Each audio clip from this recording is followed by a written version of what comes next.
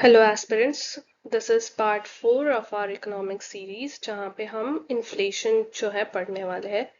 Inflation का जो topic है वो बहुत ज़्यादा इम्पोर्टेंट है क्योंकि यूपीएससी में कहीं ना कहीं एक दो क्वेश्चंस हमें इन्फ्लेशन के ऊपर दिख ही जाते हैं। And inflation is not just single topic. It is connected to various other things also, where जो इन्फ्लेशन का जो इम्पैक्ट है वो बहुत सारी चीज़ों पे देखने मिलता है, जैसे कि हमारा जीडीपी हो गया, तो जीडीपी में भी हम लोग को इन्फ्लेशन का जो है इम्पैक्ट दिखता है।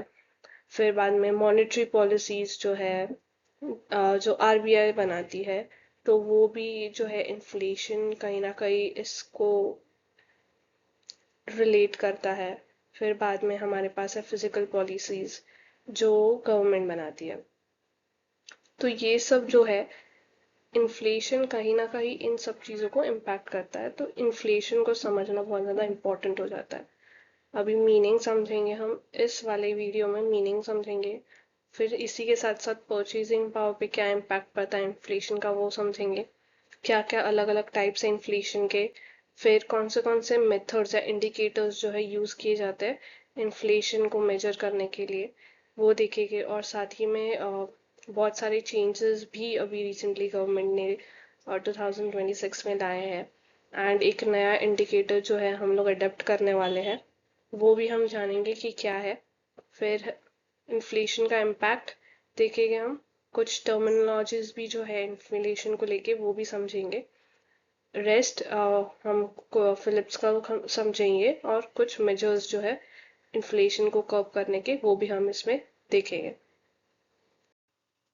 हम इन्फ्लेशन को अगर सिंपल टर्म्स में समझे तो आपने अक्सर सुना होगा अपने पेरेंट्स से कि जब भी महंगाई जो है बहुत ज़्यादा बढ़ चुकी है, या फिर आप अगर अपने पेरेंट्स के साथ कहीं मम्मी के साथ स्पेशली अगर सब्जी लेने गए होगे, तो आपने देखा होगा कि मम्मी कहती है अरे ये तो पहले 30 रुपए के थे टमाटर, अब 60 रुपए कैसे हो गए। तो ये सब जो महंगाई बढ़ रही है, या फिर जो प्राइस इंक्रीज आपको दिख रहा है, तो उसको सबको बोलते हैं हम इन्फ्लेशन। इन्फ्लेशन जो है basically is a rate at which the general price level of goods or services rises and subsequently the purchasing power of the currency declines। ये हम आगे समझेंगे। इसके पहले हम समझते हैं कि इन्फ्लेशन बेसिकली क्या है। तो इन्फ्लेशन का यही सिंपल मतलब है कि जब जनरल प्राइस जब इंक्रीज हो जाता है तो उसको हम बोलते हैं इन्फ्लेशन। अभी इन्फ्लेशन का मतलब ये हुआ क्या, अगर एक कमोडिटी है तो उसका प्राइस बढ़ गया तो हम उसे इन्फ्लेशन बोलेंगे? नहीं, बेसिकली बास्केट ऑफ गुड्स होता है। जैसे कि आप ये कार्ट देख सकते हो, तो इसमें बहुत सारे चीज़ें हैं वो है इसके अंदर, जैसे कि ग्रोसरी हो गया, अपना मिल्क हो गया, फिर बाद में वेजिटेबल्स हो गए, राइस हो गए। तो ये सब को मिला के एक कमोडिटी या बास्केट जो है क्रिएट किया जाता है। और ये बास्केट के अंदर जितने कमोडिटीज है, अगर उनका प्राइस इंक्रीज होता है तो उसे हम बोलते हैं कि इन्फ्लेशन जो है आया है, या इन्फ्लेशन की वजह से जो है प्राइस राइज हुआ है। सिंपल एग्जांपल अगर देखें हम, जैसे कि एक बास्केट है, बास्केट ऑफ कमोडिटी है जहाँ पे राइस है 10 kgs, मिल्क है एंड वेजिटेबल्स है। 2025 और 26 के प्राइस को कंपेयर करते हैं हम लोग अगर, तो पहले जो राइस का प्राइस था वो 500 है। फिर हम देखते हैं कि 550 हो गया, तो जो 10% है हम लोग को इंक्रीज दिखाई दे रहा है प्राइस में। सिमिलरली यहाँ पे भी 1500 से 1650 हो गया है मिल्क 30 लीटर्स। एंड यहाँ पे 2000 से 2200 हो गया टोटल वेजिटेबल का price, which is again 10% increase. तो ईच कमोडिटी में हम लोग को 10% इंक्रीज दिखाई दे रहा है। तो अगर हम लोग टोटल कमोडिटी का प्राइस डिफरेंस देखें 2025 और 2026 का, तो हमें यहाँ पे भी जो है 10% का इंक्रीज दिखाई दे रहा है। तो हम लोग बोल सकते हैं कि टोटल इन्फ्लेशन पिछले साल के कंपेयर में 10% इंक्रीज हुआ है। That there is 10% rise in the general price level, which is also known as inflation. हम लोग ने देखा कि इन्फ्लेशन का बेसिक सा मतलब जो है वो प्राइस इंक्रीज होना है, तो हम लोग बोलते हैं वो इन्फ्लेशन की वजह से हुआ है।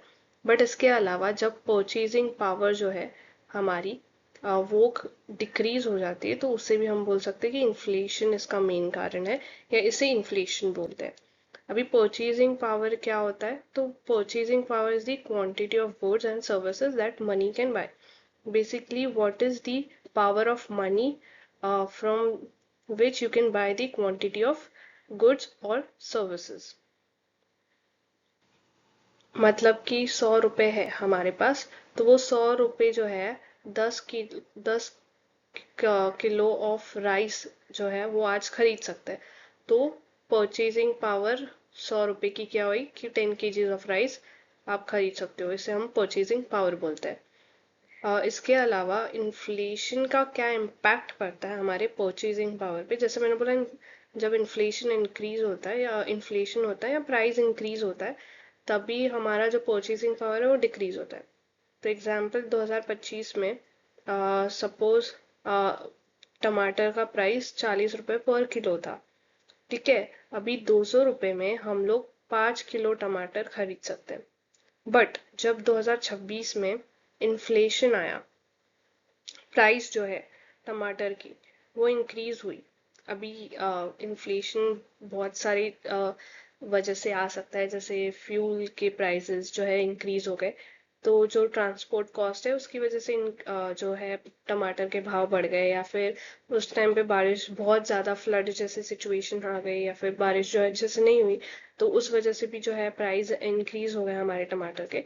तो इन्फ्लेशन आने के बहुत कारण है, हम लोग उसको आगे समझेंगे। बट अभी फिलहाल ये समझते हैं कि अगर प्राइस इंक्रीज हो जाए टमाटर का 2026 में, विच बिकम्स टू 50 रुपीज पर किलो। ठीक है, तो अभी 200 रुपए में हम सिर्फ और सिर्फ 4 किलो टमाटर जो है खरीद सकते हैं। पहले हम कितने खरीद पा रहे थे? 5 किलो, और अब 4 किलो। तो हमारा और सेम रुपी है हमारे पास, कितना? 200। 200 में पहले हम लोग 5 किलो खरीद पा रहे थे, और अभी 2026 में इन्फ्लेशन की वजह से हम लोग सिर्फ 4 किलो खरीद पा रहे हैं। तो जो हमारा परचेजिंग पावर है वो कहीं ना कहीं डिक्रीज हुआ है। तो इन्फ्लेशन की वजह से हमारा परचेजिंग पावर जो है रिड्यूस हो जाता है या डिक्रीज हो जाता है। अभी इन्फ्लेशन का ऑपोजिट जो होता है वो है deflation. Deflation basically is opposite of inflation. It means a sustained fall in the general price level of goods and services in the economy. Inflation हम लोग ने देखा था, इन्फ्लेशन बेसिकली प्राइस का इंक्रीज होना होता है, वही डिफ्लेशन जो है वो प्राइस का गिरना होता है या डिक्रीज होना होता है। अभी इसका एग्जाम्पल ले ले, जैसे हम लोग ने पिछला एग्जाम्पल जो लिया था वही हम लेंगे। 2025 में suppose cost of tomatoes 50 rupees पर केजी है, तो 200 रुपये में हम कितना 4 किलो जो है टमाटर खरीद पा रहे हैं। वहीं 2026 में जब डिफ्लेशन आता है तो प्राइस जो है गिर के 40 पर केजी हो जाता है। तो अब हम जो है 5 किलो केजी जो है इससे खरीद पा रहे हैं 200 रुपये में।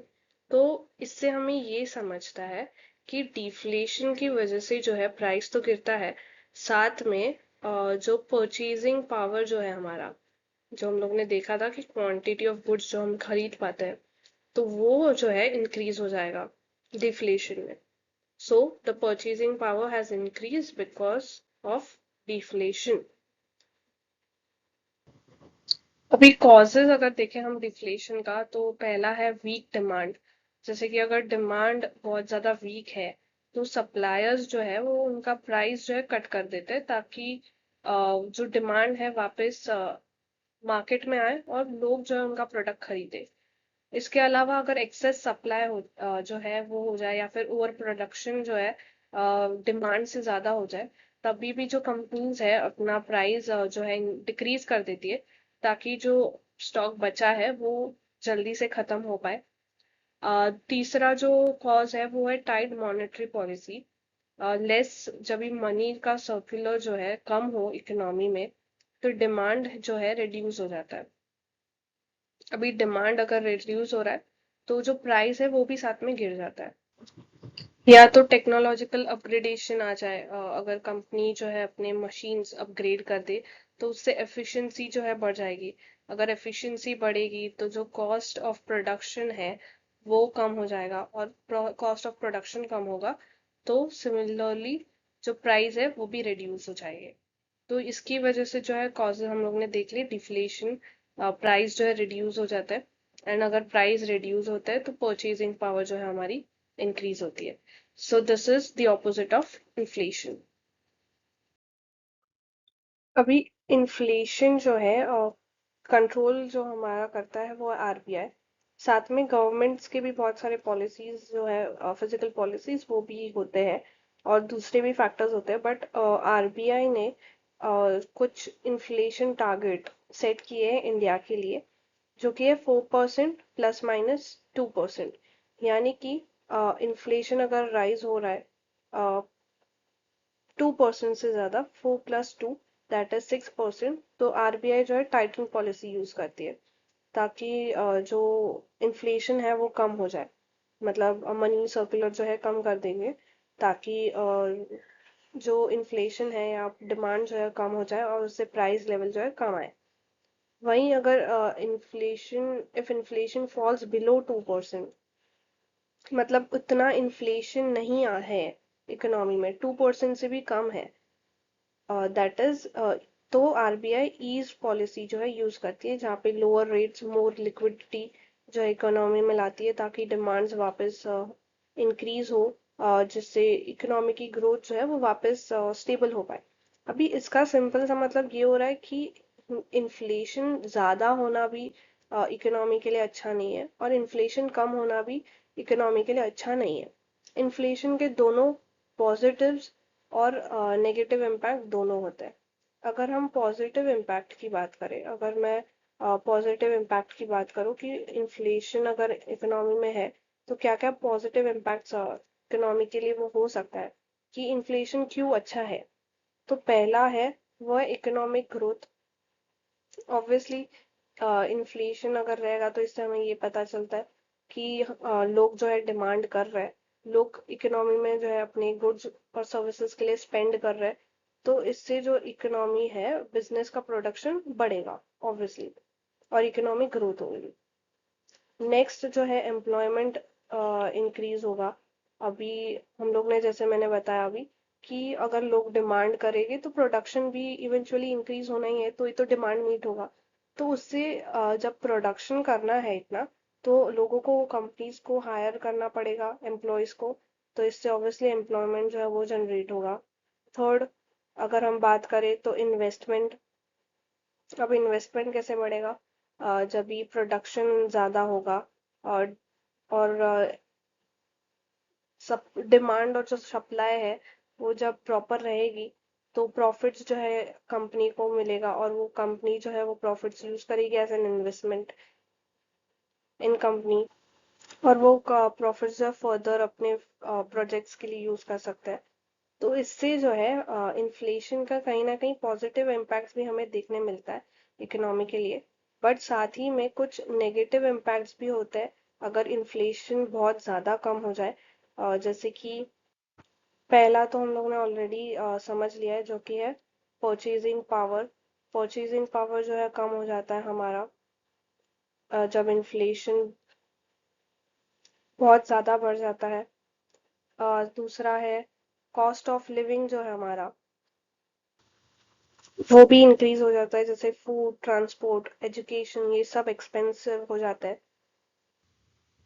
तीसरा जो है इकोनॉमिक अनसर्टिनिटी आ जाती है, इससे बिजनेस को अपने फ्यूचर कॉस्ट और प्राइस को लेके बहुत ज़्यादा एस्टिमेट जो है वो करना डिफिकल्ट हो जाता है।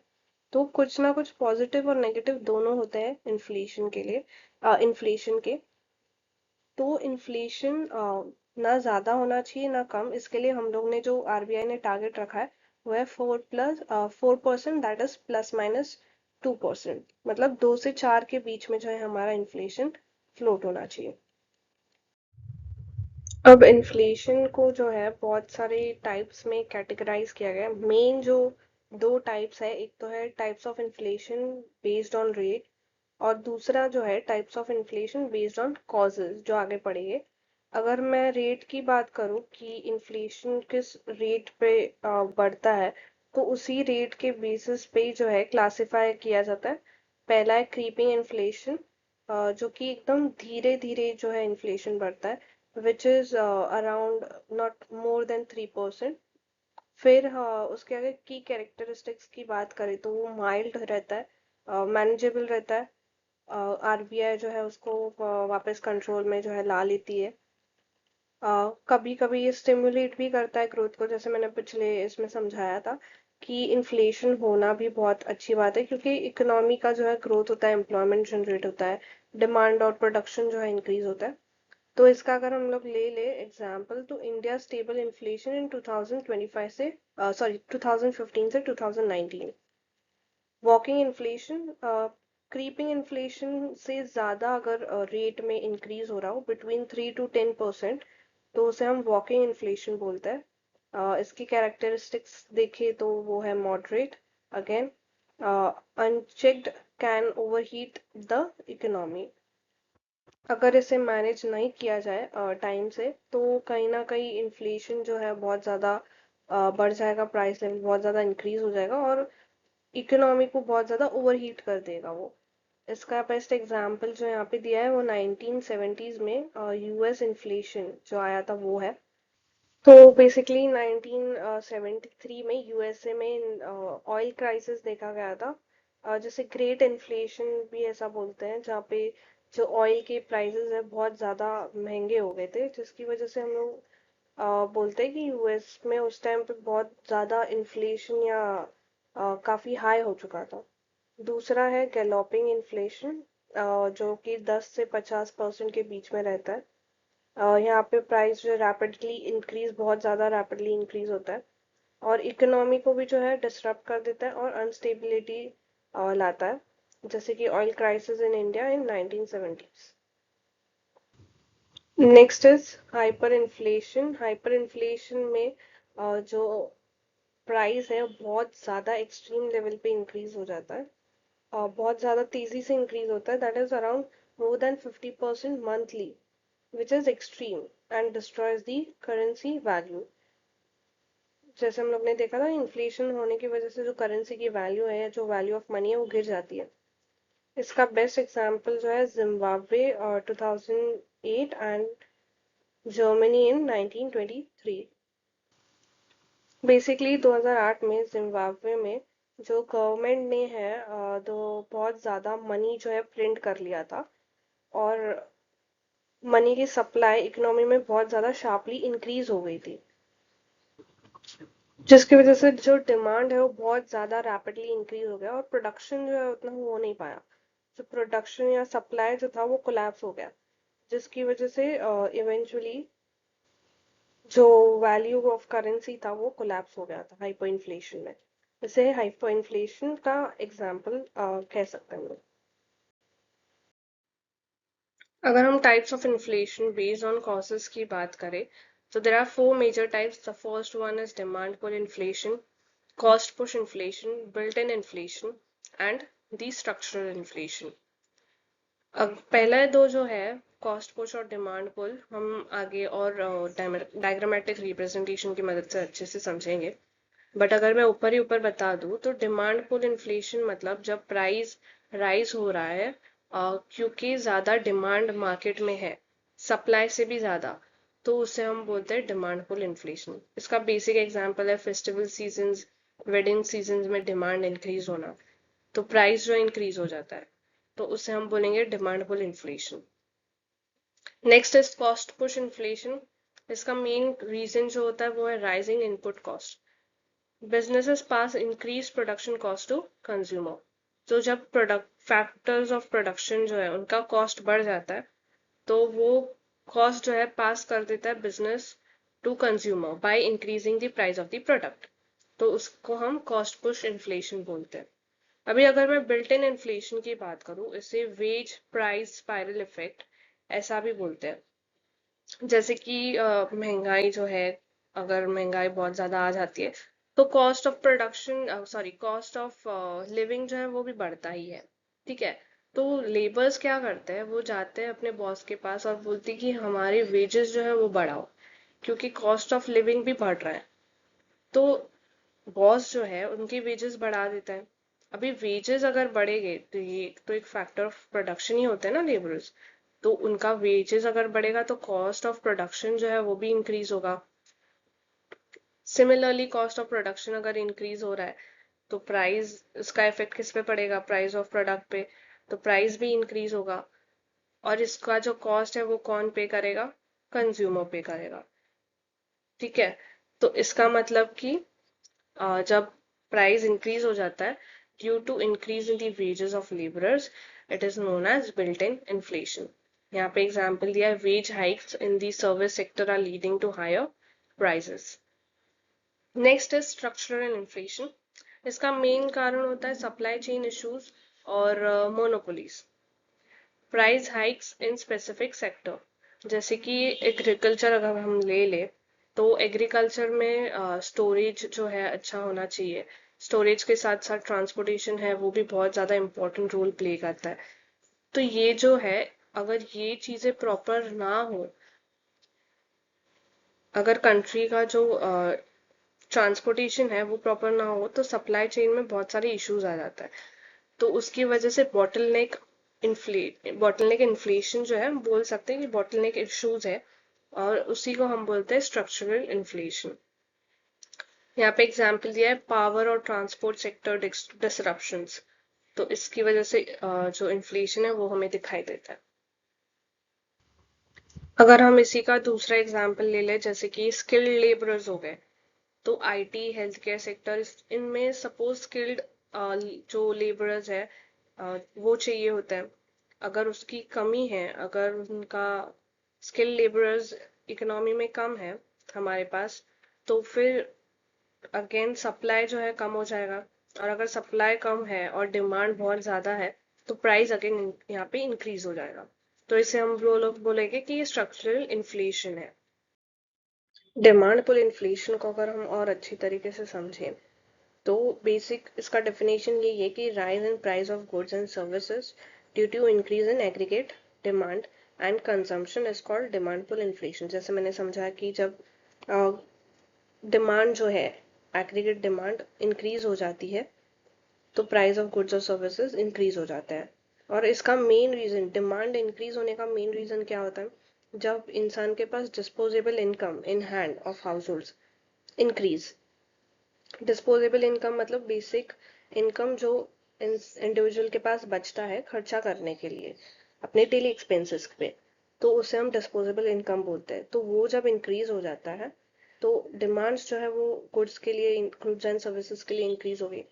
तो जब डिमांड इंक्रीज होगी और सप्लाई उतना इंक्रीज नहीं होगा तो डिमांड की वजह से price of goods and services increase होगा। यही यहाँ पे लिखा है, this in turns means that the while the aggregate supply of goods and services remain the same, the aggregate demand increases sharply, thus raising their prices. अगर हम लोग इसको डायग्राम का हेल्प लेके समझे तो यहाँ पे हमें दिख रहा है, ये प्राइस लेवल है रिप्रेजेंट करता है और ये आउटपुट रिप्रेजेंट करता है। अभी ये जो है इसका मतलब होता है एग्रीगेट सप्लाई का, ये है एग्रीगेट डिमांड 1, ये है एग्रीगेट डिमांड 2 का स्लोप। अभी यहाँ पे अगर आप देखो, जब एग्रीगेट डिमांड इतना था, एग्रीगेट डिमांड पहला, तो प्राइस यहाँ पे ये, तो ये और आउटपुट इतना था। जब एग्रीगेट डिमांड इंक्रीज हुआ, maybe due to disposable income जब भी इंक्रीज हुआ,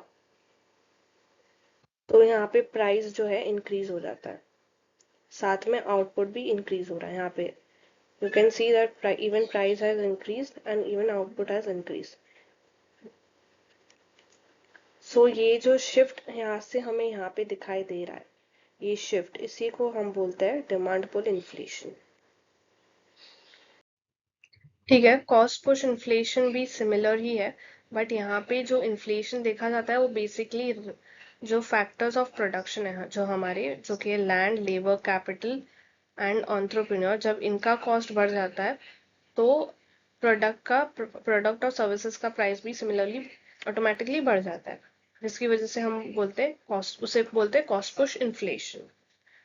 और यहाँ पे एक रीजन वही दिया गया है कि जब कॉस्ट ऑफ वन और मोर इनपुट ऑफ प्रोडक्शन, मतलब कि land, labour, capital and entrepreneur, ये हमारे इनपुट्स हो गए प्रोडक्शन के, ठीक है। तो इनमें से किसी एक का भी इनपुट का कॉस्ट अगर बढ़ जाता है तो हमारा प्रोडक्ट और प्राइस का जो प्राइस है वो ऑटोमेटिकली इंक्रीज हो जाता है। यहाँ पे एग्जांपल दिया गया है, rise in the wage of labour. As a result overall cost of production of goods and services जो है इंक्रीज हो जाता है, hence price in the market also increases.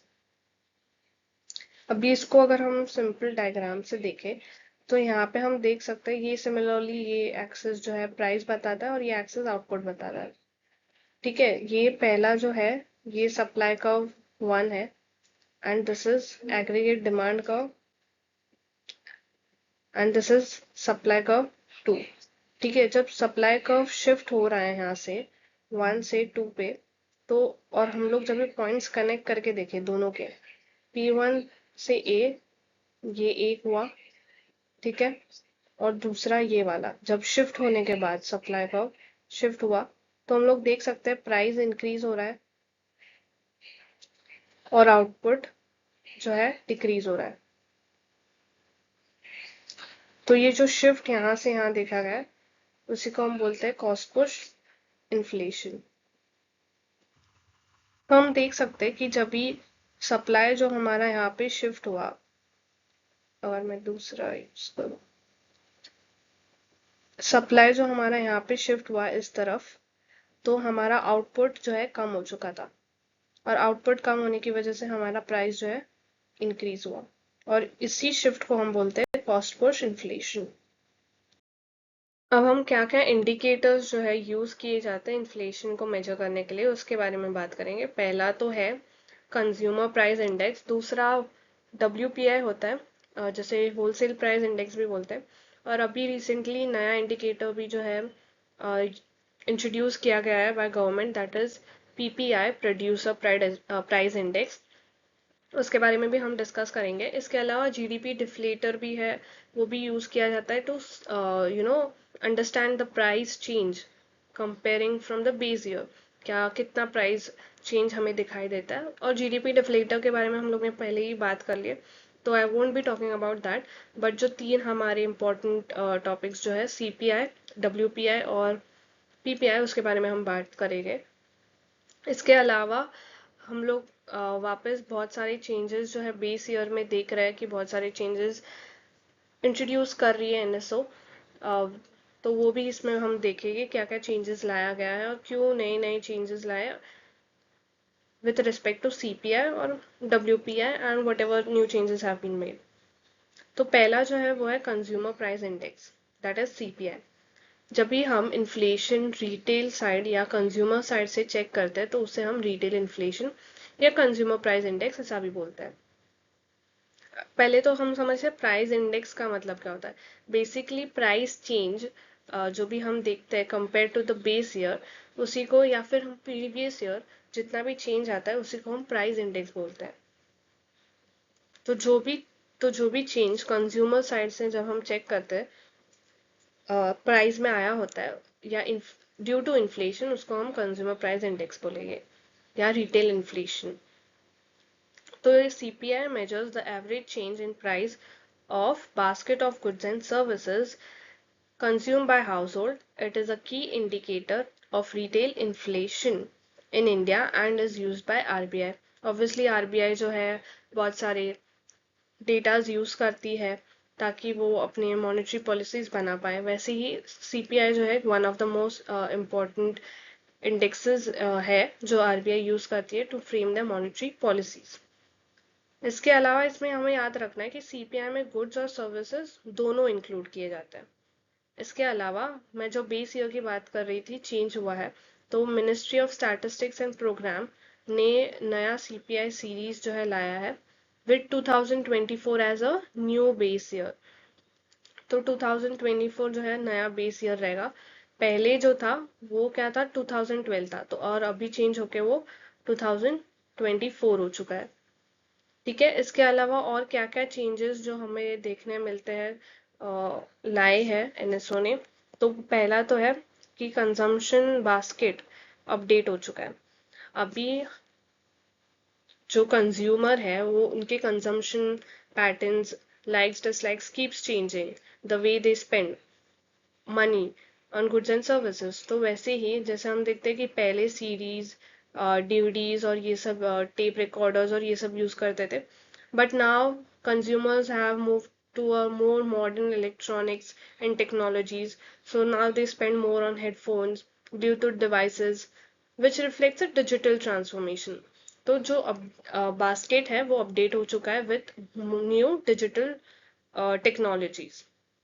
इसके अलावा जो कवरेज है, जो भी आइटम्स इंक्लूड की जाती है हर एक बास्केट में, वो भी हमें इंक्रीज दिखने मिलता है। जैसे कि पहले 299 था और अब वो इंक्रीज हो चुका है टू 358, जिसमें से 259 टू 308 जो है वो गुड्स में राइज हमें देखने मिलता है नए आइटम्स का, और वहीं सर्विसेज में हम लोग को 40 to 50, that is 10 new items जो है सर्विसेज में हमें देखने मिलता है इंक्रीज। तो टोटल आइटम जो इंक्रीज हुआ है वो है 299 टू 358।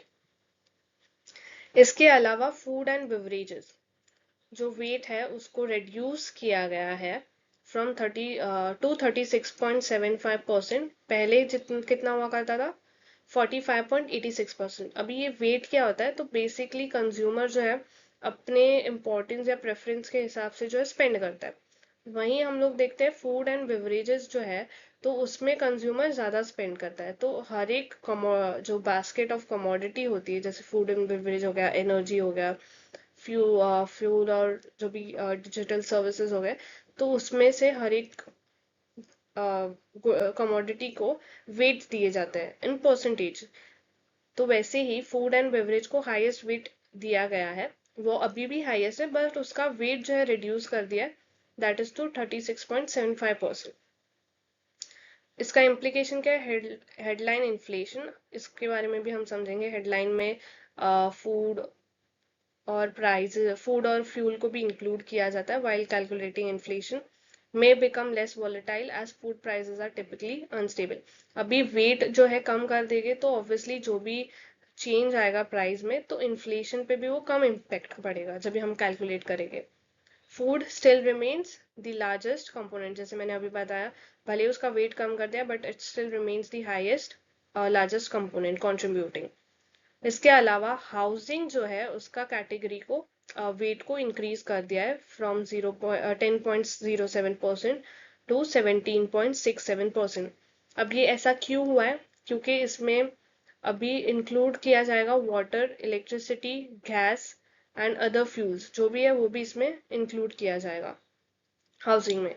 इसके अलावा रूरल हाउस रेंट जो है वो भी इसमें इंक्लूड किया जाएगा, ताकि जो कैलकुलेशन है या रिप्रेजेंटेटिवनेस है वो इम्प्रूव हो सके। इसके अलावा हम लोग देख रहे हैं कि हमारी डिजिटल इकोनॉमी में भी बहुत सारे चेंजेस जो है आ रहे हैं। तो नए नए प्लेटफॉर्म्स या सर्विसेज, डिजिटल सर्विसेज हमें देखने मिल रही है। तो prices from OTT platforms, telecom plans, online airfares जो है वो भी इसमें इंक्लूड किए जाएंगे। अब हम होलसेल प्राइस इंडेक्स की बात करें, दैट इज WPI। तो basically it measures price movement of goods at the wholesale और प्रोड्यूसर लेवल। तो जो भी हमें प्राइस चेंज दिखता है होलसेल या प्रोड्यूसर लेवल पे, तो वो जो है इस पे कैलकुलेट किया जाता है through wholesale price index, that is bulk transaction basically. अभी इसमें एक इम्पॉर्टेंट चीज याद रखनी है कि WPI में सर्विसेज आर नॉट कवर्ड। जैसे CPI में हम गुड्स और सर्विसेज दोनों कैलकुलेट करते थे, यहाँ पे सिर्फ और सिर्फ जो गुड्स है वही हम ले गए। ठीक है, इसके अलावा कौन इसे कंपाइल करता है, तो office of economic adviser under, किसके अंडर आता है, department of promotion and industry and internal trade इसे रिलीज करती है। और इसका बेस ईयर जो है वो चेंज हो गया है फ्रॉम टू 2022-23। इसका पहले का जो बेस ईयर था वो 2011-12 था, अब चेंज हो चुका है टू 2022-23। अभी हम इसे अगर बास्केट इसका वेटेज देखे और कंपेयर करे ओल्ड और न्यू को और क्या नए चेंजेस आए हैं, तो उसे समझे अगर, तो पहला जो है प्राइमरी आर्टिकल्स सबसे इसमें वेट दिया गया है। जो वेट है वो चेंज नहीं हुआ है, वो सेम ही रहा है ओवर नए हमारी WPI में भी। और इसमें क्या क्या प्राइमरी आर्टिकल्स में क्या क्या आता है, बेसिकली सीरियल्स आता है, pulses, fruits, vegetables, non food items, that is minerals. अब इसमें जो चेंज लाया है वो है crude petroleum and natural gas has been shifted out. इन दोनों को निकाल के फ्यूल एंड पावर इसमें डाला गया। इसका पहले वेटेज था 13.15%, इट हैज चेंज टू 13.04%। अभी फ्यूल एंड पावर में obviously coal, mineral oils, electricity जो है वो यूज करेंगे। और इसमें जो चेंज लाया है, renewable energy that is solar, wind have been added, crude petroleum and natural gas reclassified here. तो जो हमारे नए रिन्यूएबल एनर्जी, हम जो सस्टेनेबल एनर्जी यूज करने पे फोकस कर रहे हैं, तो वो भी इसमें ऐड किया गया है। Apart from that manufactured product 64.23% change to 64.34%। इसमें क्या क्या आता है, फूड प्रोडक्ट्स, हमारे जो डेली के FMGC प्रोडक्ट्स है, basically biscuit, sugar, textile, chemicals, metal, machinery, ये सब भी इसमें आते हैं।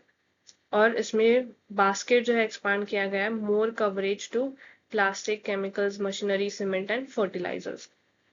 इसके अलावा फूड इंडेक्स है which is a subset which have change to 25% weightage. इसमें food articles plus manufactured food products इसमें आते हैं। Slightly higher weight basket refined. तो ये ओवरऑल WPI के बारे में था और जो भी रिसेंट चेंजेस लाए गए हैं।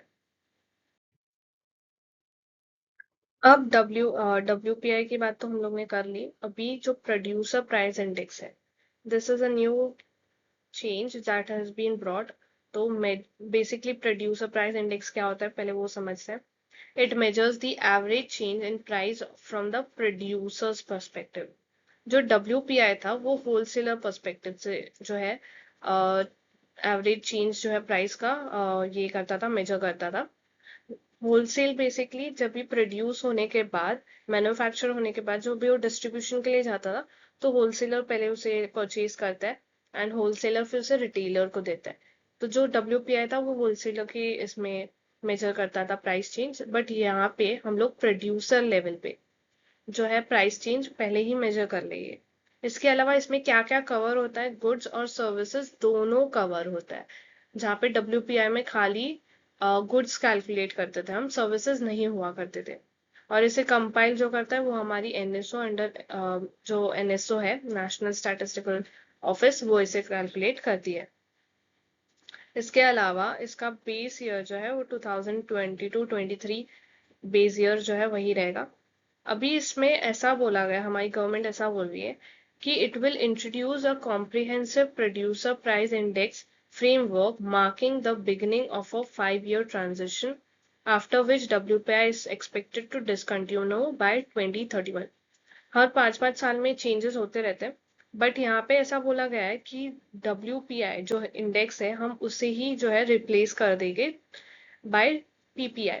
अभी ऐसा क्यों, क्योंकि सबसे पहले तो PPI जो है हमें एक ब्रॉडर पिक्चर देती है, क्योंकि WPI जो है मेजर करता है price change at wholesale level. वहाँ ऑन दी अदर हैंड जो PPI है मेजर करता है price receive by producer for goods and services. इसके अलावा WPI में हम लोग ने देखा कि सर्विसेज इंक्लूड नहीं है, PPI में गुड्स और सर्विसेज दोनों इंक्लूडेड रह गए। PPI can cover both goods and services making it more comprehensive. इसके अलावा जो इंटरनेशनल लेवल है, तो PPI is widely used internationally also, so adopting it would make India's price statistics more comparable with other countries। तो ये इसके main reason है हमें गवर्नमेंट क्यों जो WPI को रिप्लेस कर रही है। इसके अलावा इसके हम लोग टाइप्स की बात करें कि क्या क्या इसके अंदर आता है, तो आउटपुट PPI और input PPI which measures the price of goods and services leaving production sites and input PPI, the price of goods and services entering the production process. ठीक है, इन्फ्लेशन को लेके दूसरी टर्मिनोलॉजीज भी है, जैसे स्टैगफ्लेशन करके भी एक फिनोमिना होता है इकोनॉमी में। तो स्टैगफ्लेशन बेसिकली इकोनॉमिक फिनोमिना है जहाँ पे इकोनॉमी एक्सपीरियंस करती है 3 एडवर्स कंडीशंस साइमल्टेनियसली। जब 3 एडवर्स कंडीशंस जो है साथ में आ जाए तो उसे हम स्टैगफ्लेशन बोलते हैं। अभी कौन से 3 कंडीशंस?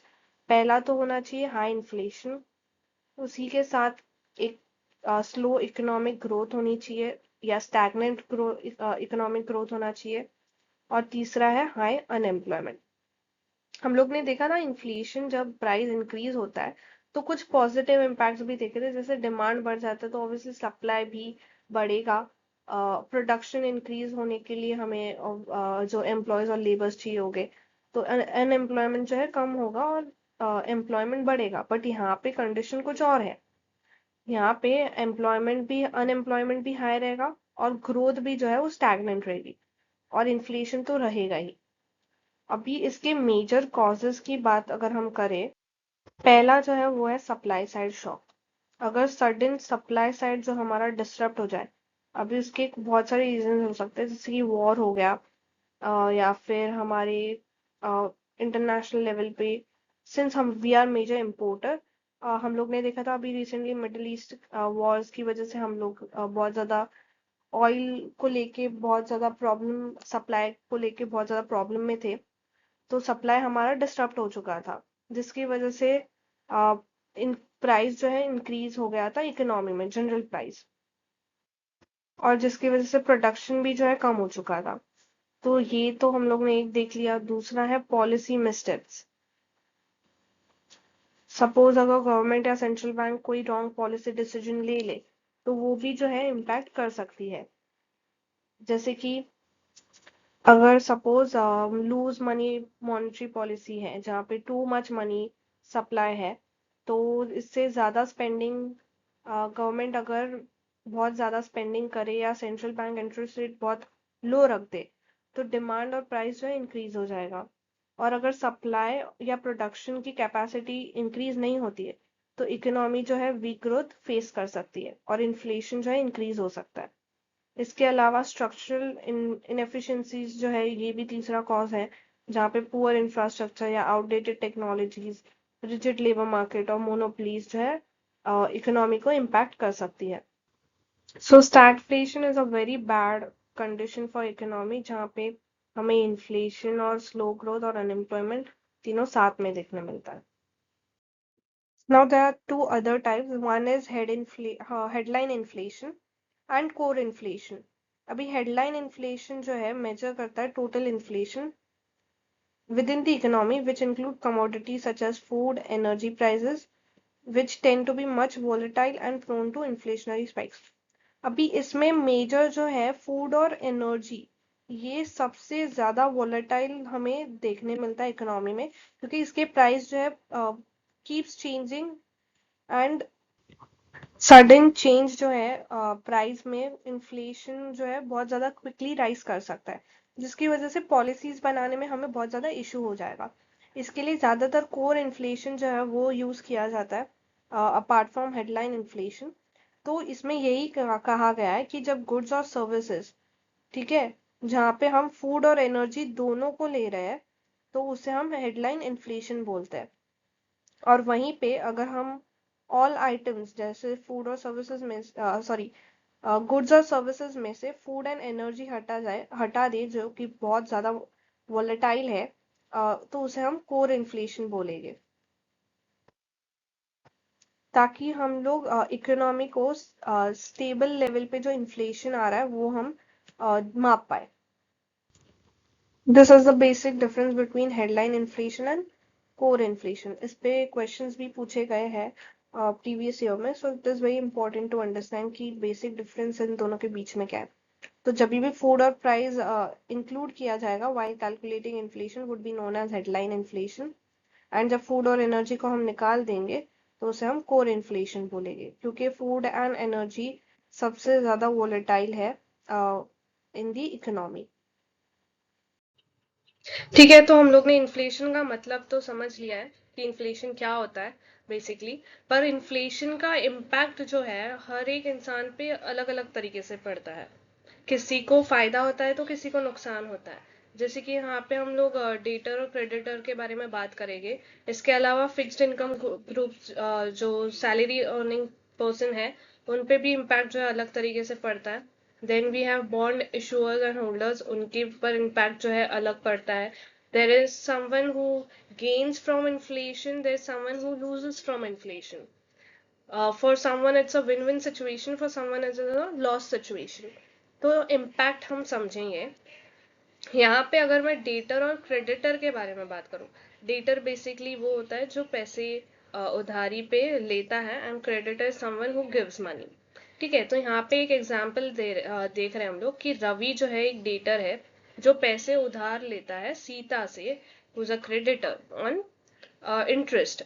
और सपोज बोरो किया रवि ने 1 लाख रुपए सीता से ऑन 10% इंटरेस्ट पर ईयर। ठीक है, तो 1 साल के बाद वो कितना रीपे करेगा? 1,10,000। अभी यहाँ पे इन्फ्लेशन भी जो है हम लोग देख रहे हैं कि 10% से राइज हुआ है। ठीक है, अभी इसने पे तो कर दिया 1,10,000 इसको, सीता को, बट जो वैल्यू है मनी की उस टाइम पे 2000 जब भी इसने बोरो किया था तब ज्यादा थी, और उसका वैल्यू अभी जो है कम हो चुका है ड्यू टू इन्फ्लेशन, क्योंकि परचेजिंग पावर ऑब्वियसली जो है डिक्रीज हो जाएगी सीता की। जैसे हम लोग ने परचेजिंग पावर के बारे में बात किया था कि इन्फ्लेशन की वजह से परचेजिंग पावर जो है डिक्रीज हो जाती है।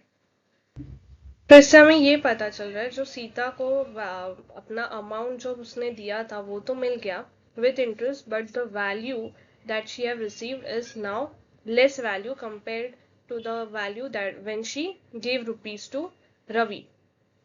और वहीं पे रवि ने पे तो कर लिया इंटरेस्ट के साथ, but at a cheaper money, at a lower value, तो obviously it's a benefit for Ravi. So यहाँ पे वही दिया है कि Ravi gains, Sita loses, inflation hurts creditors and helps debtors. अभी हम लोग देखेंगे कि डिबेंचर होल्डर या बॉन्ड होल्डर्स वर्सेस इशूअर्स जो है उनके ऊपर इम्पैक्ट क्या पड़ता है इन्फ्लेशन का। बॉन्ड होल्डर बेसिकली एक इंडिविजुअल या कंपनी होती है जो पैसे उधारी पे देती है टू गवर्नमेंट और मे बी अ कंपनी। ठीक है, और उन पैसों पे जो बॉन्ड होल्डर है फिक्स्ड इनकम इंटरेस्ट सॉरी जो है एक्सपेक्ट करते हैं in return, and they bond issuer जो है बोरोअर्स होता है and they pay the fixed interest to the bond holders. यहाँ पे अब सपोज बॉन्ड होल्डर ने मनी जो है पैसे उधारी पे दिए to bond issuer 1 lakh rupees at 5% bond interest rate. तो रीपे कितना करेगा? So this person will repay after year that is one, नहीं यहाँ पे this is wrong, this should be 1,05,000 जो है इंटरेस्ट के साथ मनी जो है रीपे करेगा to the bond holder, and यहाँ पे इन्फ्लेशन दिया हुआ है 8%। तो अभी आप समझ सकते हो जो इंटरेस्ट इन्होंने लिया वो सिर्फ 5% था, और इन्फ्लेशन वहीं पे जो है 8% है, तो उल्टा 3% का और नुकसान जो है बॉन्ड होल्डर को देखने मिलेगा। अभी सिमिलरली यहाँ पे भी जो इंटरेस्ट की वैल्यू है वो कम हो जाएगी after when inflation rises, and returns जो है वो भी कम हो जाएंगे। और यहाँ पे 3% मैंने जैसे बताया इन्फ्लेशन इंटरेस्ट से भी ज्यादा इंक्रीज हो चुका है, दैट इज 8%। तो यहाँ पे रिटर्न्स भी जो है रिड्यूस हो गए, earning by earnings by less. ठीक है, परचेजिंग पावर भी रिड्यूस हो गया। वहीं पे इशूअर को जो है बेनिफिट हुआ क्योंकि उन्होंने जो पे किया है मनी वो चीपर मनी वैल्यू पे पे किया है, and lower real cost. Debt erodes in the value, तो जो वैल्यू है करेंसी का वो डिक्रीज हो गया है, तो जो डेट वैल्यू बोलते हैं हम लोग वो भी इरोड हो गया है। तो obviously it's a with situation for the bond issuer. Therefore, holder loses the value, issuers gain value, inflation hurts investor, and benefits the issuer. हमें सिंपल सा इतना समझना है कि जब किसी की इनकम या असेट की वैल्यू राइज हो रही है प्राइस के साथ, तो उससे बेनिफिट होगा, और जिसकी इनकम सेविंग्स या रीपेमेंट्स जो भी है वैसा का वैसा रह रहा है, देयर इज नो चेंज, या फिर डिक्रीज हो रहा है, तो उसे जो है बेनिफिट्स नुकसान देखने मिलेगा। ठीक है। अब फिक्स्ड इनकम ग्रुप जो होता है, जिनका इनकम जो है फिक्स्ड होता है, doesn't changes as per the inflation, it is not adjusted, तो उनके ऊपर इम्पैक्ट क्या होता है वो देखते हैं हम लोग। सपोज ये रवि है, और इसका जो सैलरी है वो है 30,000 पर मंथ। ठीक है। और वही स्टिल अगले साल भी जो है 30,000 ही रह रहा है इसका सैलरी, बट इन्फ्लेशन तो है, इन्फ्लेशन कांस्टेंट जो है, प्राइस जो है कांस्टेंट नहीं रहता, वो बढ़ते भी कम भी होते हैं। और सपोज इन्फ्लेशन आया और प्राइस राइज हो गया, ठीक है, और हमें इन्फ्लेशन वापस 10% का देखने मिलता है, तो अगले साल ऑब्वियसली जो प्राइस है 10% से इंक्रीज होगा, पर सैलरी तो उतनी रह रही है, दैट इज 30,000। तो ऑब्वियसली जो भी ग्रोसरीज या रेंट जो भी भरता था, अभी वो कॉस्टली हो जाएगा, ग्रोसरी कॉस्टली हो जाएगा, रेंट जो है वो इंक्रीज हो जाएगा, तो यहाँ पे परचेजिंग पावर जो है रवि की फॉल हो गई है, एंड इससे बहुत ज्यादा नुकसान देखने मिल रहा है। तो इन्फ्लेशन का इम्पैक्ट फिक्स्ड इनकम ग्रुप के लिए इज अ लॉस, बिकॉज अभी ये कम क्वांटिटी खरीद पाएगा with the same salary, and महंगाई भी जो है बढ़ चुकी है, तो इससे इसका परचेजिंग पावर डिक्रीज हो गया, and it is a very bad situation for Ravi. इसके लिए कंपनीज जो है हर साल इन्फ्लेशन के हिसाब से जो सैलरी है वो बढ़ाती है, ताकि कॉस्ट ऑफ लिविंग पे हमारा इम्पैक्ट जो है ना पड़े। ठीक है, moving on to the next. Now understanding the impact of inflation on export. एक एग्जांपल ले लेते हैं। सपोज ये मैन्युफैक्चरिंग कंपनी है जो इंडिया में बेस्ड है, एंड ये चॉकलेट जो है मैन्युफैक्चर करती है। अभी यहाँ पे चॉकलेट जो है 80 रुपीज़ प्राइस दिया गया है, ठीक है, और हम डॉलर सपोज ले लेते हैं, यूएस में ये जो है एक्सपोर्ट करती है कंपनी, एंड अभी के टाइम पे जो वैल्यू चल रहा है डॉलर का वो है 80 रुपीज़ पर डॉलर। ठीक है, तो इन्होंने चॉकलेट एक्सपोर्ट की यूएस में एक इंडिविजुअल को, एंड इन्होंने चॉकलेट खरीदी, सपोज एक चॉकलेट खरीदी, तो कितना डॉलर पे करना पड़ेगा, $1 पे करना पड़ेगा। वहीं जब इन्फ्लेशन आया, ठीक है, तो मनी की वैल्यू जो है कम हो गई, and now it has become 90 rupees per dollar. तो अभी ये जो चॉकलेट का प्राइस, चॉकलेट जो है, इंडिया में इन्फ्लेशन आ गया तो वैल्यू घट गई और इन प्राइस जो है बढ़ गया, तो अभी वो हो गया, चॉकलेट का प्राइस हो गया 180 रुपीज़। जब ये एक्सपोर्ट करेगा भाई साहब इन यूएस में, तो इस इंसान को अभी $1 के बदले $2 जो है पे करना पड़ेगा, क्योंकि now the value of dollar have increase और the rupee's value have decrease, which is 90 rupees per dollar. तो 180 की चॉकलेट खरीदने के लिए उसको $2 जो है देना पड़ेगा। तो इससे ऑब्वियसली एक्सपोर्ट पे इम्पैक्ट पड़ेगा। नाउ इसका परचेजिंग पावर जो है ये ज़्यादा महंगा हो गया अभी, तो ये जो है अभी कम खरीदेगा, तो एक्सपोर्ट जो है इंडिया के कम हो जाएंगे। अभी अगर इंडिया में इन्फ्लेशन रिलेटिवली लो रहता और प्रोडक्ट के प्राइस कंट्रोल में रहते, तो इंडिया के गुड्स जो है फॉरेन बायर्स के लिए कंपैरेटिवली चीपर हो सकते थे, जिससे एक्सपोर्ट बढ़ सकता था। बट इन्फ्लेशन बढ़ने के कारण हमारा एक्सपोर्ट जो है वो डिक्रीज हो जाएगा, लेस कॉम्पिटिटिव हो जाएगा हमारे फॉरेन मार्केट में। तो इसी को हम बोलते हैं export competitiveness impact due to inflation.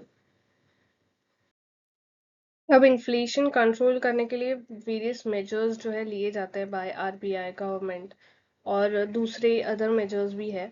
RBI जब पॉलिसीज बनाती है तो उसे हम मॉनेटरी पॉलिसीज बोलते हैं, जो हम हमारे नेक्स्ट अपकमिंग वीडियोस में सीखेंगे मॉनेटरी पॉलिसी क्या होता है। और जब गवर्नमेंट बनाती है तो उसे हम फिजिकल पॉलिसीज बोलते हैं।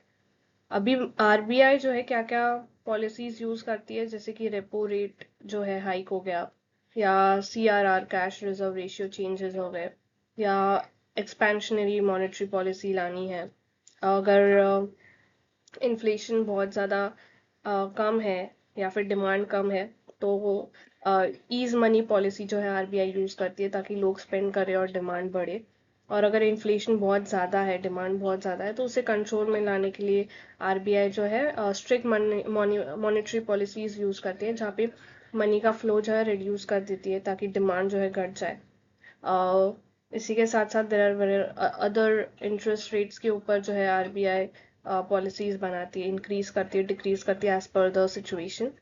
इसके अलावा गवर्नमेंट जो है अगेन फिजिकल पॉलिसीज बनाती है जहाँ पे वो टैक्स कट करती है in order to increase the spending. और अगर डिक्रीज करना है स्पेंडिंग को या मनी फ्लो को डिक्रीज करना है तो टैक्स बढ़ा देगी। सब्सिडीज जो है वो भी प्रोवाइड करती है ऑन वेरियस प्रोडक्ट्स, जिससे हमारा डिमांड जो है इंक्रीज हो सकता है। तो ऐसे बहुत सारे पॉलिसीज जो है वो बनाती है, वो हम अगेन हमारी वीडियोस में देखेंगे। इसके अलावा जो है और क्या क्या मेजर्स लिए जाते हैं वो है सप्लाई साइड। अगर हम देखें, प्रॉपर इंफ्रास्ट्रक्चर जो है क्रिएट करना, जैसे बफर स्टॉक रिलीज करना, प्रॉपर इंपोर्ट एक्सपोर्ट पॉलिसीज बनाना, कोल्ड चेन और लॉजिस्टिक्स जो है उसके ऊपर फोकस करना ताकि सप्लाई में जो है डिसरप्शन ना आए, जिसकी वजह से इम्पैक्ट हमारे प्राइस पे ना पड़े। फिर मार्केट रिफॉर्म्स लाना, ये सब जो है यूज़ किया जाता है to in order to manage our inflation. अब हम लास्ट में समझेंगे कि फिलिप कर्व क्या होता है। इसके ऊपर भी क्वेश्चंस पूछे गए हैं कि क्या फिलिप कर्व किन दोनों के बीच के रिलेशनशिप को एक्सप्लेन करता है। तो यहाँ पे ऐसा बोला गया है कि इन्फ्लेशन और अनएम्प्लॉयमेंट का जो है इनवर्स रिलेशनशिप है। मतलब कि जब इन्फ्लेशन राइज होता है तो अनएम्प्लॉयमेंट जो है वो गिरता है। इसका मतलब हम लोग ने स्टार्टिंग में भी मैंने समझाया था आपको कि जब इन्फ्लेशन जो होता है वो कहीं ना कहीं ग्रेजुअली जब इन्फ्लेशन बढ़ता है तो वो इकोनॉमी के लिए पॉजिटिव माना जाता है, क्योंकि जब डिमांड इंक्रीज हो रहा है, इतना कंज्यूमर स्पेंड कर रहे हैं, तो उतना ही प्रोडक्शन भी चाहिए होगा ताकि वो उस डिमांड को मीट कर पाए कंपनीज। तो कंपनीज हायर एम्प्लॉयज, जिससे एम्प्लॉयमेंट जो है बढ़ता है। तो ये वही बता रहा है कि इन्फ्लेशन जो है जब राइज होता है तो अनएम्प्लॉयमेंट गिरता है। डायग्राम में अगर देखिए तो this axis represent inflation rise and this axis represent the unemployment percentage rate. अब ये जो यहाँ पे स्लोप आप देख रहे हो तो इसे हम फिलिप कर्व बोलते हैं। अभी जब इन्फ्लेशन 2% था तो यहाँ पे हमें अनएम्प्लॉयमेंट 6%, अनएम्प्लॉयमेंट रेट जो है 6% देखने मिल रहा है। जब इन्फ्लेशन बढ़ा 5% हुआ तो हम लोग को अनएम्प्लॉयमेंट रेट 3% देखने मिल रहा है, जो कि डिक्रीज हो गया। तो वो वही बता रहा है जैसे इन्फ्लेशन राइज होता है तो अनएम्प्लॉयमेंट जो है डिक्रीज होता है। बट ज़रूरी नहीं this is the situation that every time economies face.